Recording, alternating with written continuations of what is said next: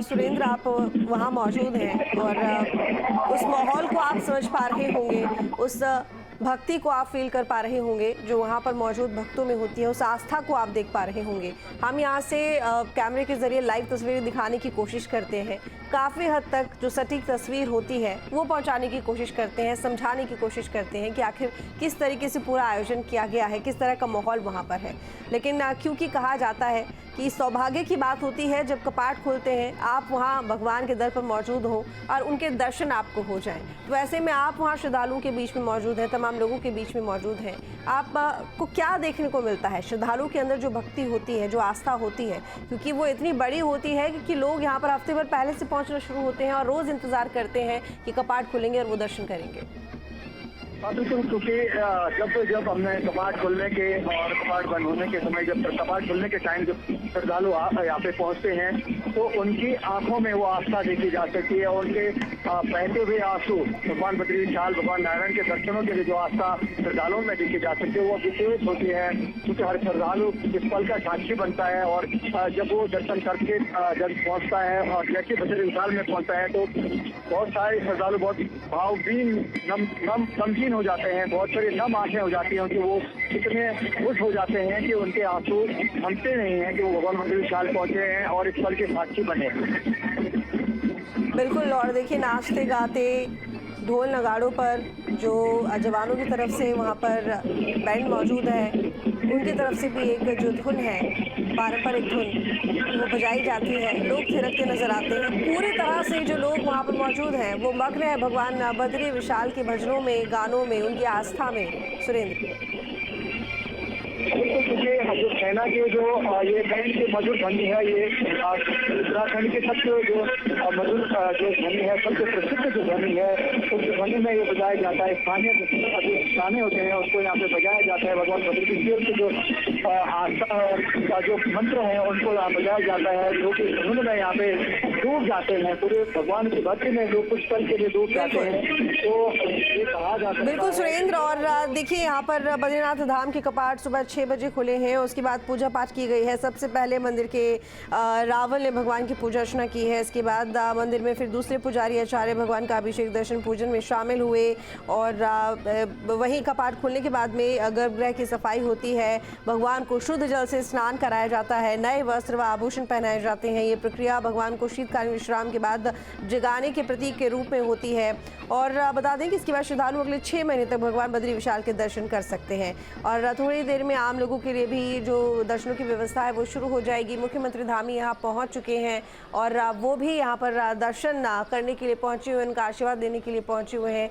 एक तरफ जहाँ पर लोग बड़ी ही बेसब्री से अपनी बारी आने का इंतज़ार कर रहे हैं, दूसरी तरफ लोग वहीं पर नाचते गाते, जो वहाँ पर जवानों की तरफ से जो धुन बजाई जाती है, जो बैंड वहाँ पर मौजूद है गढ़वाल रेजिमेंट का, उनके द्वारा जो धुन बजाई जाती है उन पर थिरकते हुए लोग दिखाई दे रहे हैं। सुरेंद्र, मुख्यमंत्री धामी क्योंकि लगातार आगे बढ़ रहे हैं और शायद अब वो बद्री विशाल के दर पर पहुंच गए हैं, थोड़ा विस्तार से बताइए कि आगे की क्या क्या कार्यक्रम है। मुख्यमंत्री धामी दर्शन करेंगे, आगे किस तरह के कार्यक्रम हैं और जो तमाम लोग वहां पर मौजूद हैं, क्या माहौल देखने को मिल रहा है? थोड़ी विस्तृत जानकारी दीजिए इस बारे में।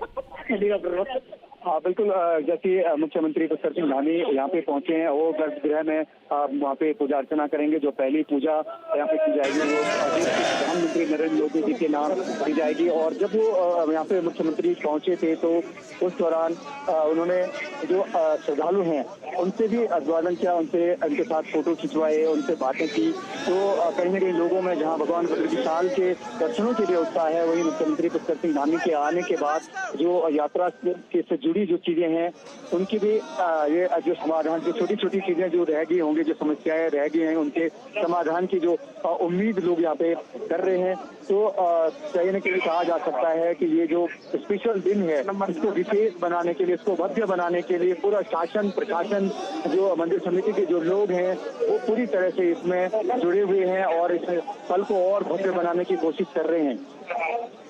क्योंकि मुख्यमंत्री पुष्कर सिंह धामी के अगर कार्यक्रमों की अगर बात करें तो धामी गर्भगृह में यहाँ पे जो मंदिर समिति के जो लोग थे, जो स्थानीय जो प्रशासन के जिलाधिकारी चमोली और पुलिस अधीक्षक चमोली के साथ साथ गर्भगृह में पहुंचे हैं और वहां पे पूजा अर्चना करेंगे। पूजा अर्चना में लगभग 20 मिनट की उनकी पूजा अर्चना का जो प्रस्तावित जो समय यहाँ पे बताया गया है, और उसके बाद जिला प्रशासन से यात्रा व्यवस्थाओं संबंधी जो जुड़ी जानकारी है उनको लेंगे और यात्रा व्यवस्था में क्या कुछ अभी होना बाकी रह गया है, क्योंकि 6 माह यहाँ पे यात्रा चलनी है।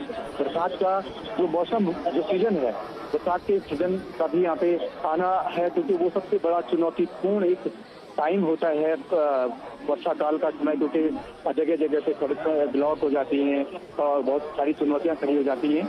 तो कहीं ना कहीं जो यात्रा काल को और बेहतर बनाने के लिए उसको लेकर प्रशासन के उच्च अधिकारियों से यहाँ पे मुख्यमंत्री वार्ता करेंगे और उनको आवश्यक आदेश करेंगे, उनको आवश्यक निर्देश करेंगे। वहीं बद्री केदार मंदिर समिति के जो अध्यक्ष उपाध्यक्ष का जो गठन हुआ है, उसका भी गठन होने के बाद उनसे भी ये वार्ता की जाएगी कि आगे चलकर किस तरह से यात्रा को सुव्यवस्थित और सुरक्षित बनाया जा सकता है।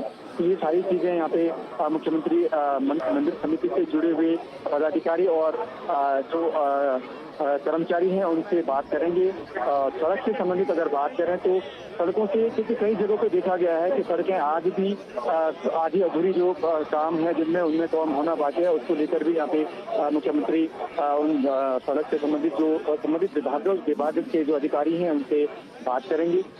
दूसरी ओर जो मास्टर प्लान के जो काम बद्रीनाथ में चल रहे हैं, अलकनंदा के किनारे जो ड्रेनेज का जो काम चल रहा है, जो कुछ अलग अलग जगह पे जो निर्माण कार्य चल रहे हैं, उनको लेकर भी यहाँ पे वार्ता की जाएगी कि शीघ्र जिस तरह से ये काम पूरे हो जाएं और अलग अलग जगह पे अभी भी निर्माणाधीन जो मास्टर प्लान के काम है उन पे भी यहाँ पे अधिकारियों के साथ वार्ता करेंगे।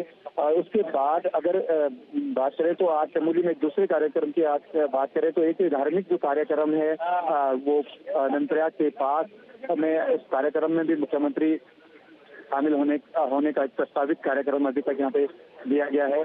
तो ये पूरा जो पल अगर बद्रीनाथ में इस समय जो भक्तिमय जो ये कहा जा सकता है कि पूरा जो माहौल है वो भक्तिमय बना हुआ है। भगवान बद्री विशाल में हर श्रद्धालु की जो आंखें हैं वो उस दिव्य ज्योति के दर्शनों के लिए लालायित हैं और जिन लोगों ने दर्शन कर लिया है वो अपने आप को भाग्यशाली मानते हैं।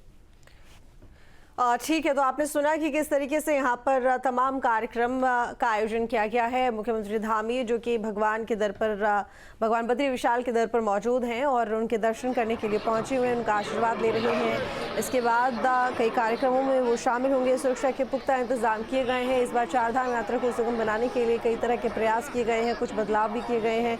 बड़ी संख्या में लोग भगवान बद्री विशाल के दर पर मौजूद हैं। साथ ही आपको ये भी बता दें कि इस बार एक बदलाव और कि जिस तरीके से पहले धाम के परिसर में लोग फोटोज़ वीडियोस बनाते थे सोशल मीडिया के लिए, अब इसकी अनुमति नहीं है, लोग फोटोज़ वीडियोस नहीं बना सकते हैं और अगर आप ऐसा करते पकड़े जाते हैं तो ऐसे में 5,000 रुपये का जुर्माना भी आपके ऊपर लग सकता है। तो मुख्यमंत्री धामी की तस्वीरें हम आपको दिखा रहे हैं बद्री विशाल के